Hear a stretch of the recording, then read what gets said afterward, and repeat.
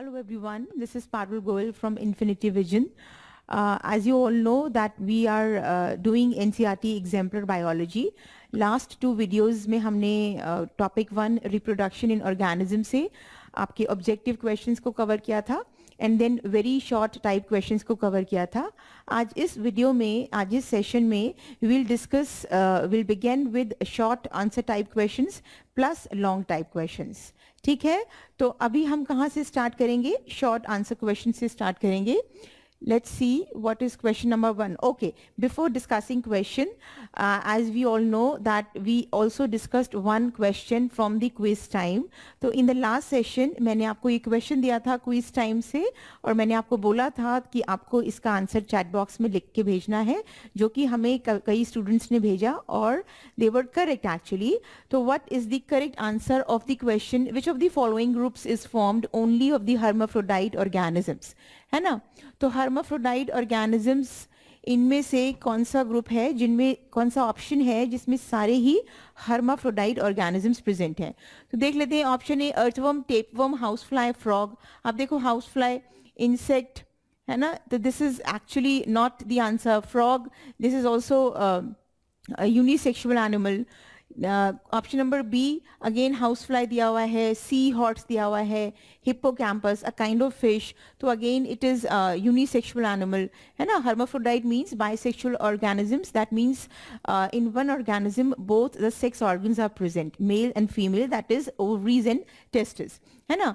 तो सी में देख लेते हैं, that is roundworm. roundworm is the property, is the this is commonly called as Askelmans है ना. roundworm is the organisms which belongs to the phylum nematodes. Again उस phylum में sexes are separate, but we are talking about the hermaphrodite condition. So option D says earthworm, tapeworm, leech and sponge. So basically our correct option is option number D. Okay, तो option D आपका correct answer है, क्योंकि इसमें सारे ही वो organisms हैं जिसमें कि hermaphrodite organisms प्रेजेंट है. That means the sexes are present, both the sexes are present in one individual. ठीक है, चलिए आपको समझ आ गई होगी बात अच्छे से. आगे बढ़ते हैं. We are starting the questions from short type NCERT exemplar biology. ठीक है, चलिए question 1 says in haploid organism that undergoes sexual reproduction, name the stage in the life cycle when meiosis occurs. Give reasons to support your answer. है ना. तो अब haploid organisms की बात कर रहे हैं, ये बात ध्यान रखनी है हमको है ना. तो आपको बताना है कि हेप्लॉइड ऑर्गेनिजम्स जो कि सेक्सुअली रिप्रोड्यूस कर सकते हैं, उनके अंदर उनकी लाइफ साइकिल में कौन से स्टेज पे मियोसिस चलेगा. अब क्योंकि वो हेप्लॉइड ऑर्गेनिजम्स हैं, so meiosis occurs at which stage? Meiosis occurs at post zygotic phase है ना. पोस्ट जाइगोटिक स्टेज पे मियोसिस चलेगा. वाई पोस्ट जाइगोटिक स्टेज पे मियोसिस चलेगा? क्योंकि these are haploid organisms, so definitely through the meiosis cannot take place at the time of gametogenesis because the number of chromosomes are already haploid in nature. ठीक है, so these are haploid organisms. That is why suppose this is one organism and this is the other organism, when they has to undergo reproduction sexually, these behaves as gametes and result is the 2n.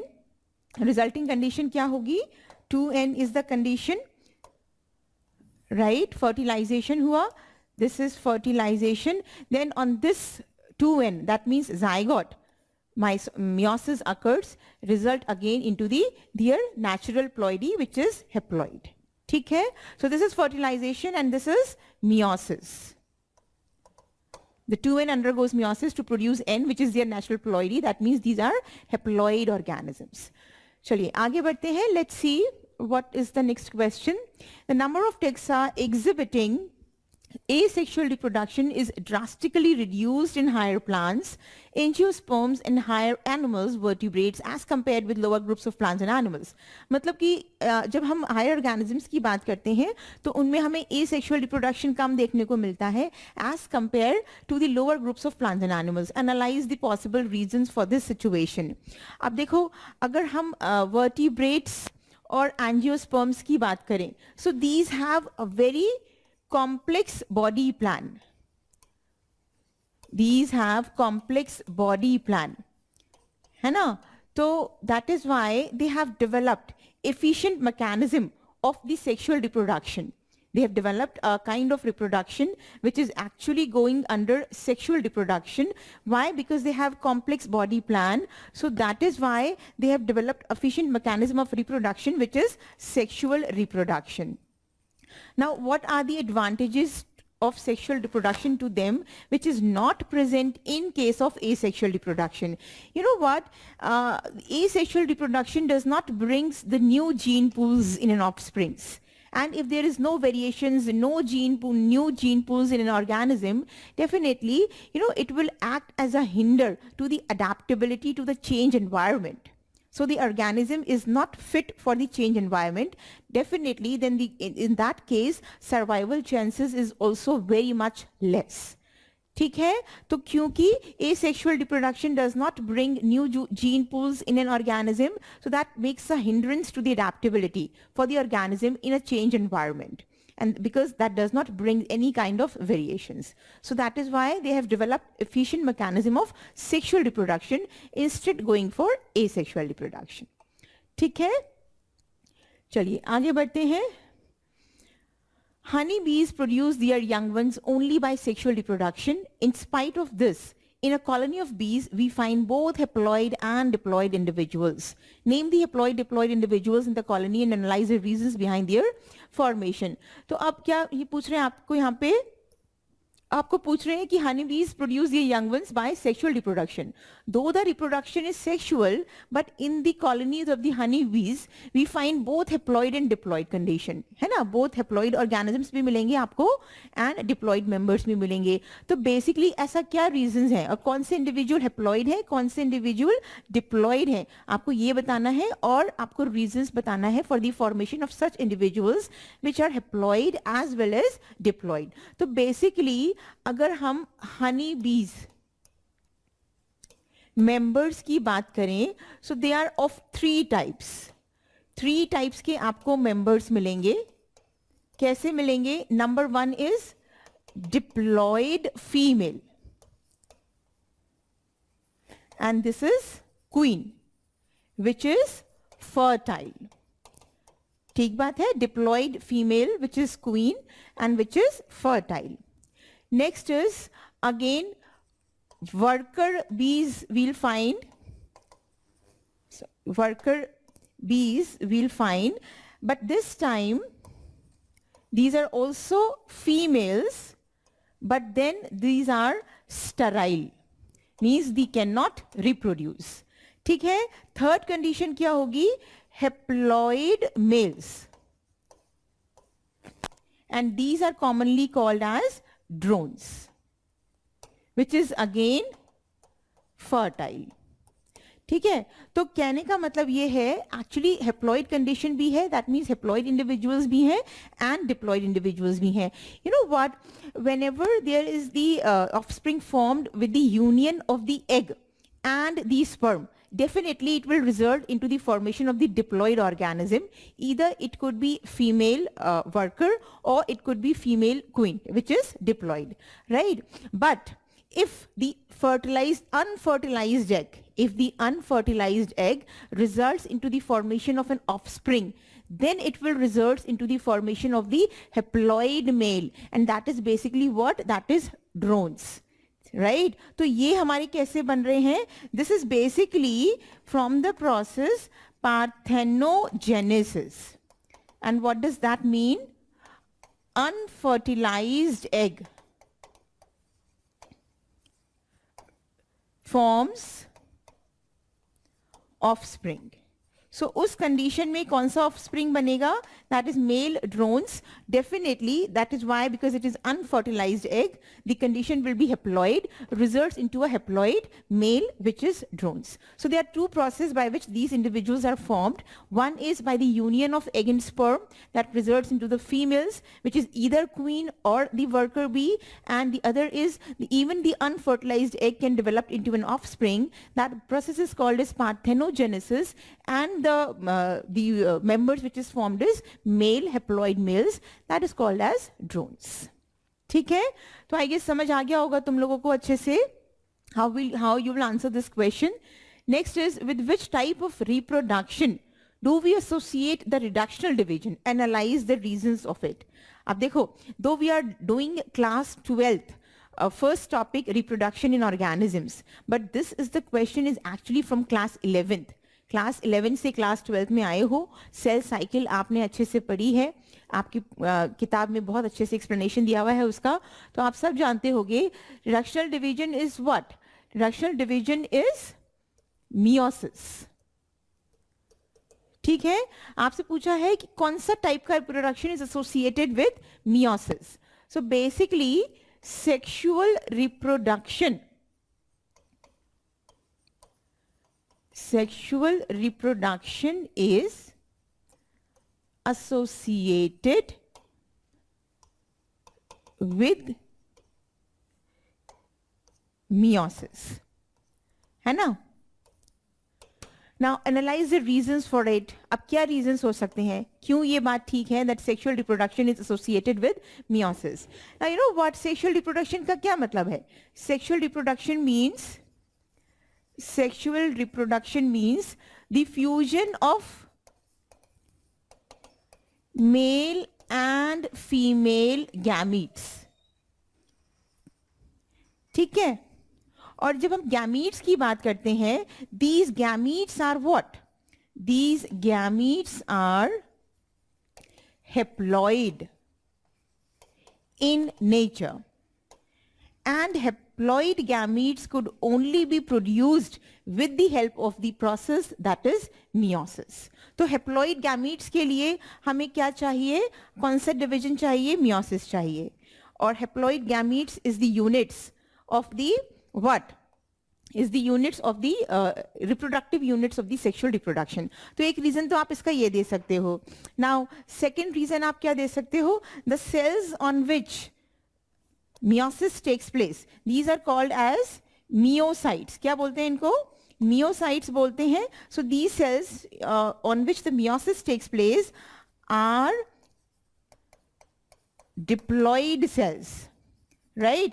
And when these cells undergoes meiosis, their chromosome number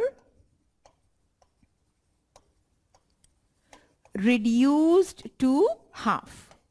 So वही हमें condition चाहिए, because we need our sex cells to be haploid cells, means contain the half number of chromosome. So second reason आप ये लिख सकते हो. Third reason I'm stating here, this is one reason, this is second reason.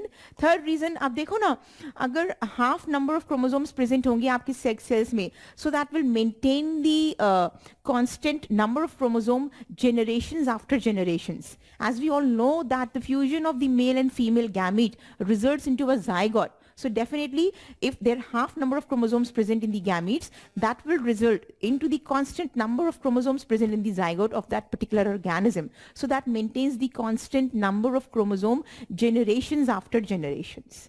ठीक है, तो एक ploidy को भी मेंटेन करके चलना है हमें through sexual reproduction. That is why sexual reproduction is associated with meiosis, which is a kind of reductional division. ठीक है, तो ये तीन रीजंस आप लेके आओगे अच्छे से. This is the way you'll answer this question. Okay, next is it possible to consider vegetative propagation observed in certain plants like bryophyllum, water hyacinth, ginger, etc. as a type of asexual reproduction? तो आपसे पूछा है क्या vegetative reproduction इन plants में होता है, क्या उनको हम asexual reproduction बोल सकते हैं? Yes, तो बिल्कुल बोल सकते हैं हम उनको. क्यों बोल सकते हैं? आपको आंसर पहले इसमें yes करना होगा, फिर आपको reasons बताने होंगे. तो reasons भाई vegetative propagation is also uniparental, है ना? There is only one parent required for the purpose, as goes in case of asexual reproduction. Number 2, clone formation takes place. So clone formation takes place means morphologically and genetically the offsprings are similar to their parents, as occurred in asexual reproduction, so occurred in vegetative propagation. एक और हम यहाँ पे बोल सकते हैं, there is no fertilization. There is no fertilization and fusion of gametes. तो ये सारी बातें दोनों ही टाइप के प्रोसेस के लिए एप्लीकेबल है, इसी वजह से हम वेजिटेटिव प्रोपगेशन को we can say is a kind of asexual reproduction. ठीक है, चलिए आगे बढ़ते हैं. Fertilization is not an obligatory event for fruit production in certain plants. Explain the statement. है ना? तो though fertilization takes place in plants, but it is not an obligatory event in certain plants. तो क्या ये बात सही है? हाँ, yes, this is correct. Actually, ये बात बिल्कुल ठीक है. You know, there are some plants, there are some fruits that is called as parthenocarpic fruits. So ये fruits कैसे होते हैं? These are seedless fruits. So for formation of these fruits, like there are examples like pomegranate, like banana. These are seedless fruits. For them, fertilization is not an obligatory event, right? They can produce parthenocarpic fruits होते हैं. They can even produce without fertilization. What happened is that the flower is being sprayed with some hormone, and then even without fertilization, they can produce fruits. समझ आ रही है बात? So for those fruits which is parthenocarpic, fertilization is not an important event. ठीक है? चलिए आगे बढ़ते हैं. In a developing embryo, analyze the consequences if cell division are not followed by cell differentiation. अब देखो, आपकी किताब में बहुत अच्छे से मेंशन है, एनसीईआरटी जो आप स्कूल में पढ़ते हो, that there are two processes which goes on the zygote. Once the fusion of male and female gamete is done, zygote is formed, then there are two processes, that is cell division and cell differentiation takes place, with the help of which the tissues, organs, first the number of cells increased, then the tissues and organs are formed, that makes an organism. So what happens during embryogenesis? क्या होता है, आप इसको कैसे answer करोगे? During embryogenesis. Embryogenesis means the formation of embryo. Once the zygote is formed, zygote is a single cell structure. As soon as the division starts, it converts into embryo. So during embryogenesis, zygote undergoes cell division and cell differentiation. ठीक बात है. तो cell division से क्या होगा, ये steps आप लिख सकते हो उसमें आंसर में. Cell division leads to increase in size. ठीक है. Cell differentiation means, you know, when cell division takes place, after some time, the cell is differentiated to form the specialized tissues and organs, with the help of which an organism is formed. Question is asking if cell division is not followed by cell differentiation. So basically, third line आप कैसे लिखोगे? Cell division is followed by cell differentiation to form specialized tissues and organs that makes an organism. ठीक बात है. Cell divide हुए, फिर differentiate हो गए, जिससे कि टिश्यूज एंड ऑर्गन्स बन गए और ऑर्गेनिज्म बन गया. लेकिन अगर cell division is not followed by cell differentiation, that means there is no tissue and organs formed. तो अगर टिश्यू ऑर्गन्स नहीं बनेंगे, ऑर्गेनिज्म कैसे बनेगा? सही बात है, क्वेश्चन आपसे यही पूछ रहा है that what happens if cell division is not followed by cell differentiation. तो ये सारे points लिखोगे, उसके बाद just one line, if cell division is not followed by cell differentiation, tissues and organs are not formed and will not complete an organism. The organism will not form. ठीक है, तो cell differentiation एक बहुत ही important process है to form an organism. चलिए next question पूछता है आपसे, list the changes observed in an angiosperm flower subsequent to pollination and fertilization.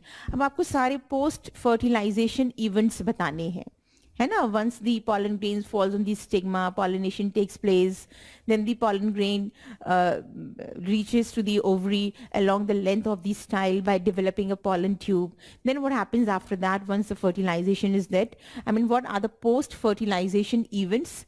That is, you have to tell, list the changes observed in angiosperm flower subsequent to pollination and fertilisation. तो जितने भी structures हैं आपके flower में, उसके बारे में बताओ कि how in what structure they will convert into after fertilisation. For example ovary की बात कर लेते हैं. ओवरी चेंजेस इनटू फ्रूट, है ना. Next is ovary wall changes into fruit wall. Ovule changes into seed. ठीक है, और क्या स्ट्रक्चर है आपका? Then you can say the synergids and antipodals. These two are going to degenerates. Degenerate हो जाएगा ये once the fertilization is done. One more is the secondary nucleus, है ना.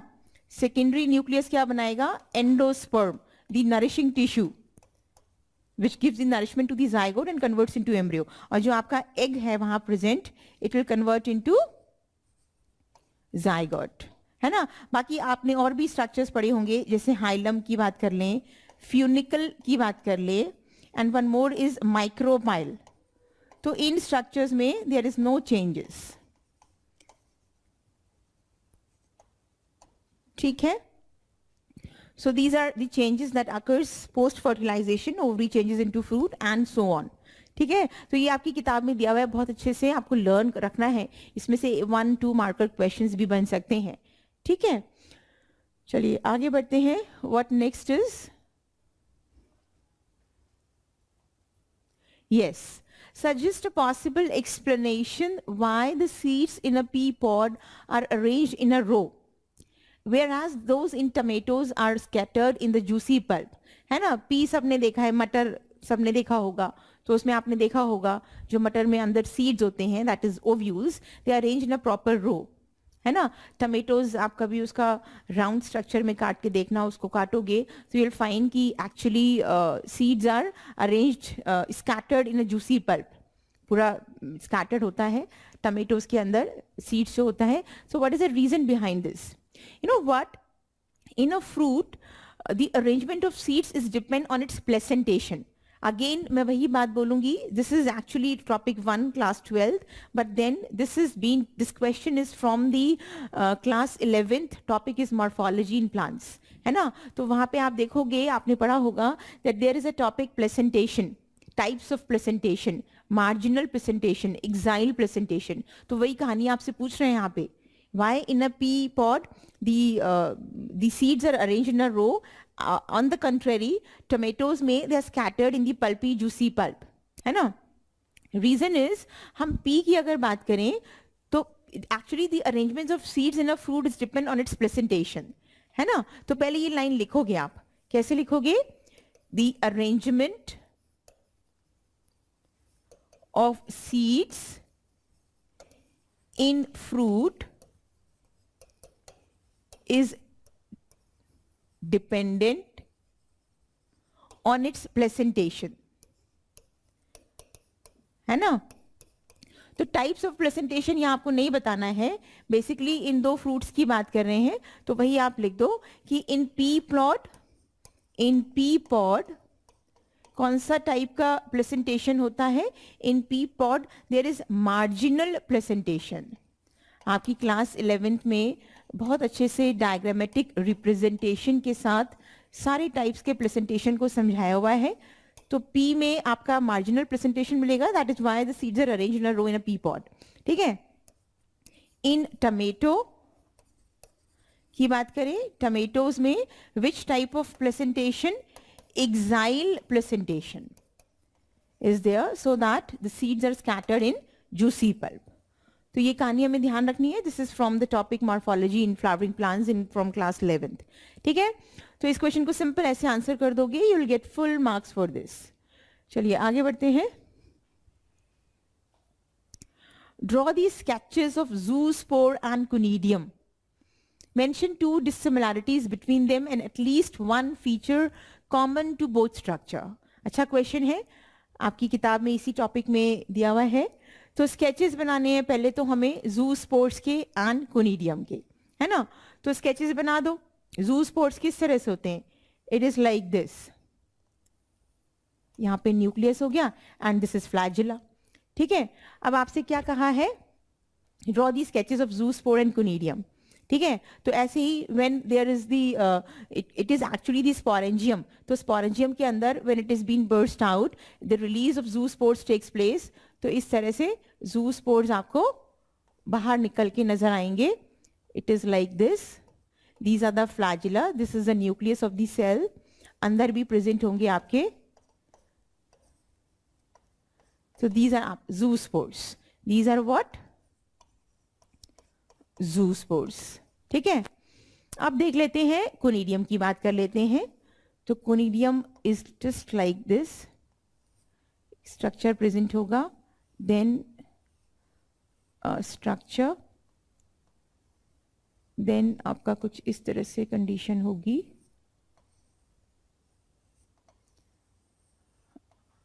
Okay. These are actually branches जिसके ऊपर क्या present होंगे आपके? कुनीडिया. Like this. समझ आ रही है बात? सो दीज आर बेसिकली, ये क्या स्ट्रक्चर है आपका? कुनीडिया और कुनीडियम. ठीक है. तो इसके फर्स्ट क्वेश्चन का आंसर कर दिया हमने. Draw the sketches of zoospore and conidium. So this is your zoospore and this is your conidium. ठीक है. Now mention two dissimilarities between them. अब देखो बिल्कुल डायग्राम को देख के आप अपने आप दो डिसिमिलैरिटीज निकाल सकते हो. क्या निकाल सकते हो? इसमें आपको फ्लैजिला नजर आ रहा है ज़ूस्पोर्स में. तो कैसे लिखोगे? ज़ूस्पोर्स आर फ्लैजिलेटेड, है ना. ऑन द कॉन्ट्ररी आपको कहीं फ्लैजिला नजर आ रहा है? नहीं नजर आ रहा है. तो सिंपल क्या लिख दोगे? Conidia are non flagellated. बहुत सिंपल सा है. I mean you can after seeing the diagram you can yourself observe this, है ना. और एक बात देख लेते हैं.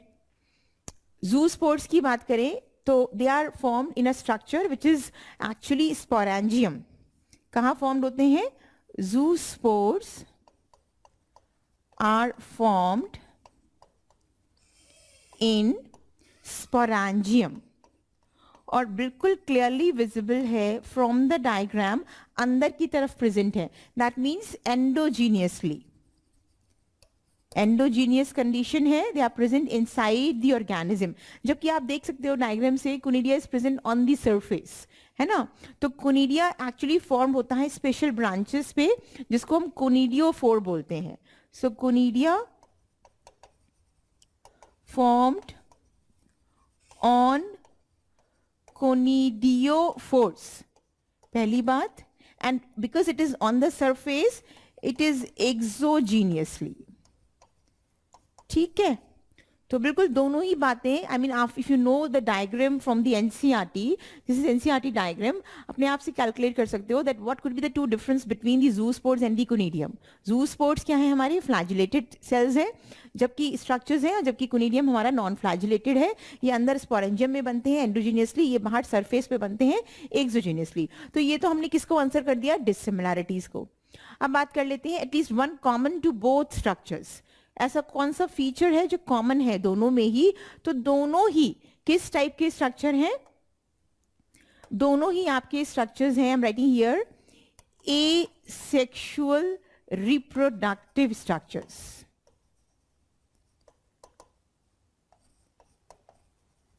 तो ये आपकी वन सिमिलैरिटी हो गई between the two, because it is asking at least one feature common to both of them. So one feature which is common to both zoospore and conidium, that is they are both asexual reproductive structures. So this is how you'll answer this question. Let's see what is next.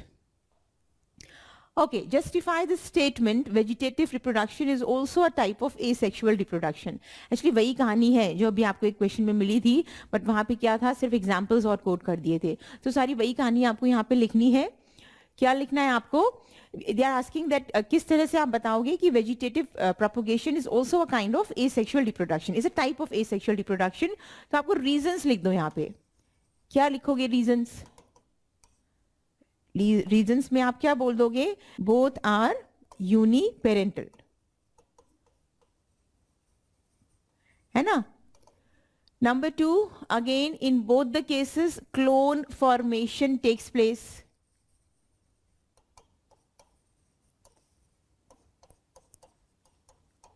है ना. Number 3, there is no fertilisation in both the cases. ठीक है. Number 4, no formation of gametes, formation and fusion of gametes. तो बिल्कुल वही बात है जो पिछला क्वेश्चन था आपकी एनसीईआरटी में, और उस वही चीज दोहराई है यहाँ पे. In that question only the options with examples are given, otherwise that one and the same thing justify करना है आपको कि vegetative propagation is a type of asexual reproduction. Justify, so you'll quote certain reasons and you'll justify that how vegetative propagation is a kind of asexual reproduction. So with this we have finished the short type answer questions. ठीक है.